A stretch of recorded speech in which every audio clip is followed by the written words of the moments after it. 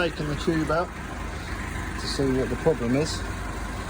It looks to me that obviously when I got here the damper was flat, the valve's been damaged, if you can see that there, valve split. Now usually what I would do when I'm finding a puncture to repair, I would inflate the tube till it's expanded, and then I would get my chalk, so I will show you now, 2 seconds. So I would get chalk, and if the hole was here, I'd always mark it. Always buff it down inflated. That gives you a nice smooth surface, and then you can also put your glue on while it's inflated, and then let the tube down so it's flat. By the time you let it down where it's flat, I normally just obviously stick your knee up, put something a hard surface, and then I'll put my patch on and I'll roll it on all angles. I think rolling the patch on is the most important part, because it's got to stick. So just spend your time rolling your patch on, make sure it's nice and clean, and yeah, sorted. Obviously I'm not going to do it at this one because it's got a damaged valve, so maybe something's gone in and caught it. So on this occasion I'll be replacing the tube, but obviously 95% of the time I'd always repair the tube, because it saves the customer money as well. Cool. Now I've told you about how I would check the tube, the puncture. I would usually I'd mark the side of the tube, lean it up against the valve of the tube, against the valve hole on the rim, and then you can normally say if it's here, you know, to look in that area. If it's there on the tube, you can check that area, but obviously always check around the whole tyre. So right now, because I haven't been able to do it with that tube, I need to put my hand in, check all the way around the tyre, just make sure I can't feel any nail holes in there. Any of the plies are coming through the side of the tyre. In this occasion, this tyre actually looks quite good. Obviously, Starcos are prone to leaking around the rim from new. So really, the only option for that is people bead seal it, but it's not always going to work. Ideally, is tube them, and that will stop that in the long run. Yeah, on this occasion, the nail is down here, right here. There's the nail. So I'm going to spin the tyre around.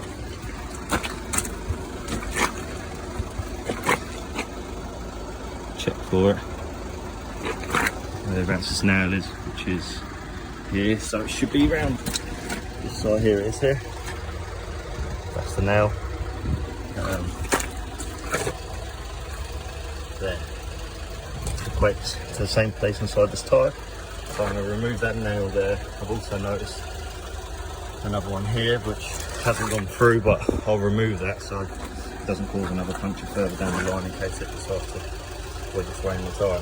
So that's the inside of the tyre inspected.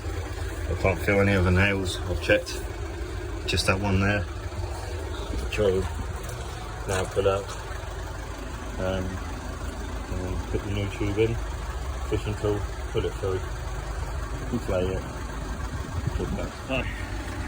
I've now marked where the nail hole is, again using the technique that I use as this, obviously like the England flag or Union Jack, right in the centre. Then I'll buff that out nice and smooth, and I'll probably put a small universal patch on this. It just stops any increment from the outside coming through the tyre, and obviously if it's a bit bigger than a tear, it could flex, rub on the tube and then cause another puncture in the near future. So what I'm going to do now is buff this down and put a small universal patch on it.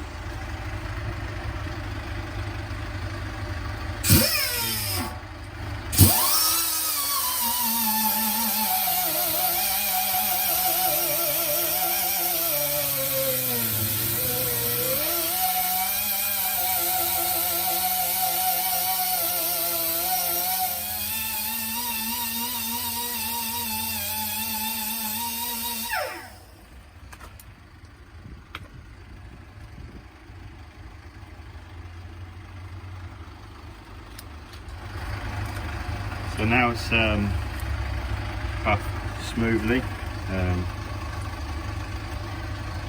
Yeah, you can see there, it's puffed down smooth.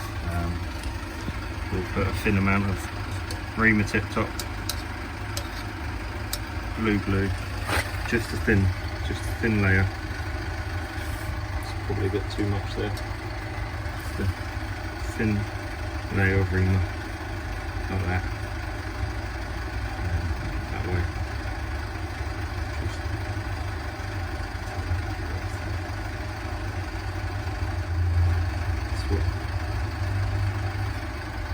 Like that.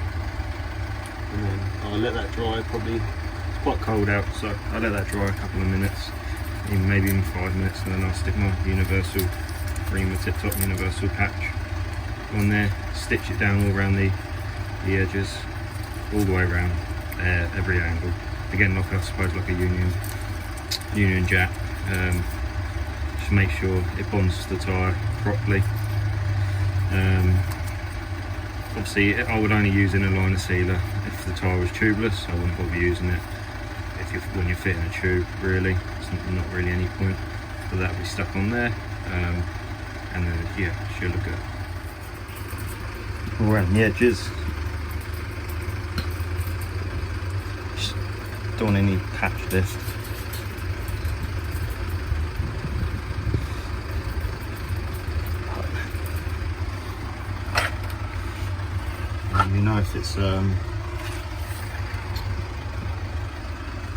You know if it's stuck good. Put it in it, and it shouldn't lift off. Obviously, look at that, perfect, nice. That's repairing the tyre. Well, that's having a tube, new tube put in it. Obviously due to the damaged valve. Make sure there's no stones or anything left in the tyre, just anything that could cause another puncture. Make sure there's nothing around the rim, but I've checked all that before. It's quite clean actually. Brand new tube, straight out of the box, straight out of the bag, should I say. And we'll 405 70 tube, done, that's right. Tube 405 720. Fit this new tube on this tyre.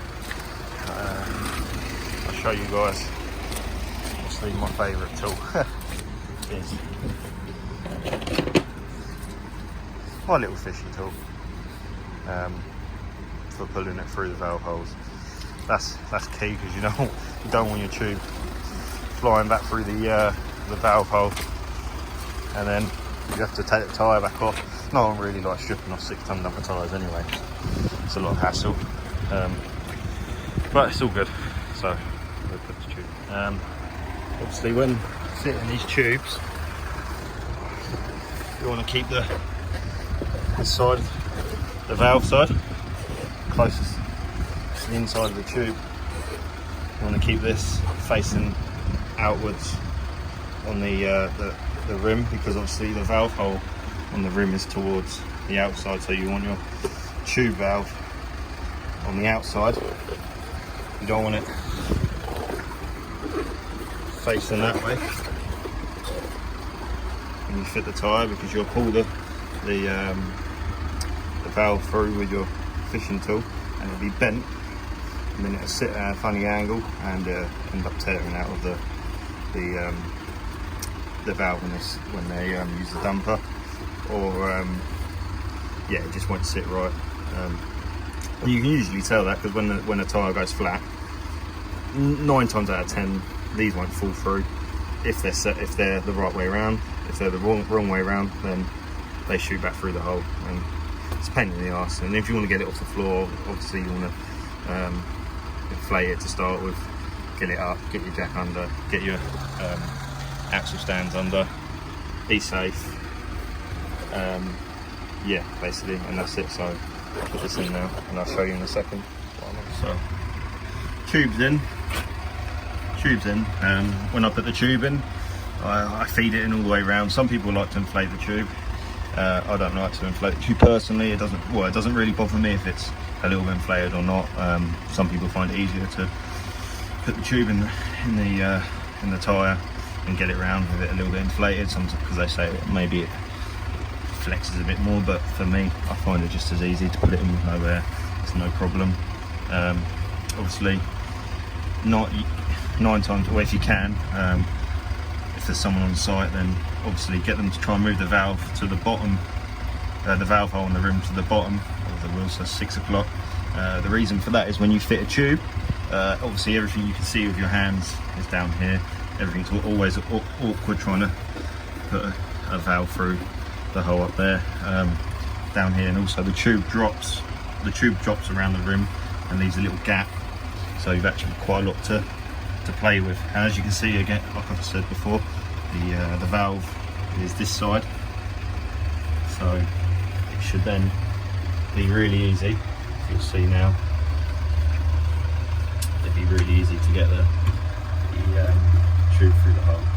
So see, so the valve of the tube goes through nice and easy. There's loads of play.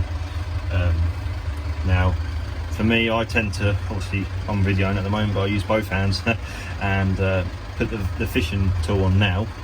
I know some people like to put the fishing tool in the all through and then screw it on and then pull the valve of the tube all the way through, but for me I prefer to put the tube valve through like that if I can, and then screw the fishing tool on and then fit the tyre. My tools, I always, when I'm working, I try to keep all my tools in a decent place. The worst thing is losing tools, and touch wood, I don't really lose too many tools, so I try and keep my tools up here. Obviously I use them, pull the nails out.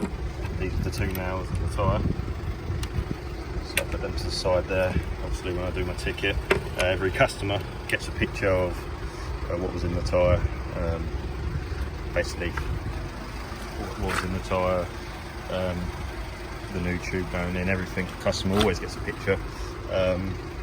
Obviously I'd like to get the owls as a dumper, but there's no one on site here, so yeah.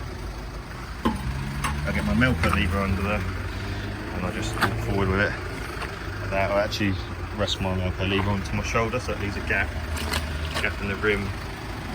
I can slide my foot down. So when I fit, I always start at 11 o'clock and work my way round, and then finish at about 9 o'clock.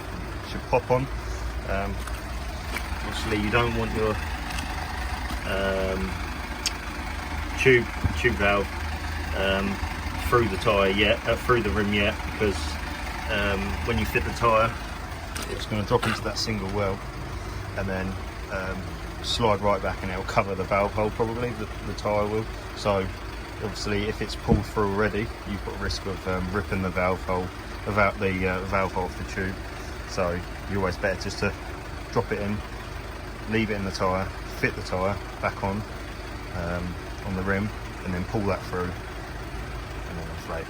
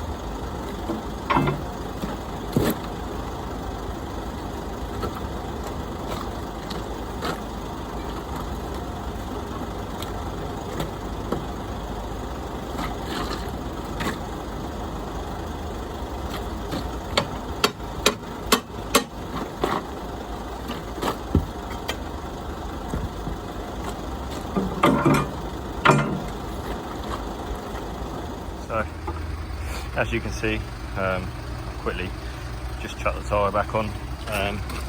This is what I mean about, and then all you have to do is pull the fishing tool gently. That pulls your tube valve through like that, and then I actually get my I've got some long nice pliers, adjustable basically. Set these up, and then you can just hold them literally up there, just hold it on there, unscrew this, then you've got no risk of the tube dropping back through the hole in the rim. No one wants to do that, it's just hassle. So before I inflate, I chuck some ring tip top liquid in there, and then I should help it pop on. There's a safety hump rim, there's the safety hump there, which is the pain in the arse bit when you're trying to break bead sometimes. So that safety hump there, obviously when they run it flat, it stops the tyre coming off completely off the rim. It tries to anyway. So then I'll put some liquid around there. Sometimes I would lower the jack down to help it pop on at the top, because you want it to pop on evenly and you don't want high pressure in the tyre when it pops on, really. So you want to lower it down, so just a bit of leverage at the top, and then it should pop on evenly. But in this case, I believe it's quite a soft tyre, Starco. It'll pop on quite nicely anyway.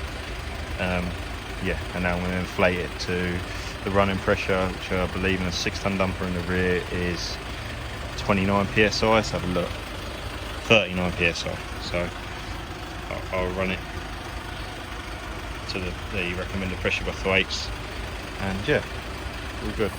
So I'm inflating it to 2/8 is the correct running pressure. I use a PCO air gauge, and we get these calibrated every 6 months. Obviously, everyone's safety and having the right tyre pressures in your tyres is paramount to getting the best wear out of your tyres.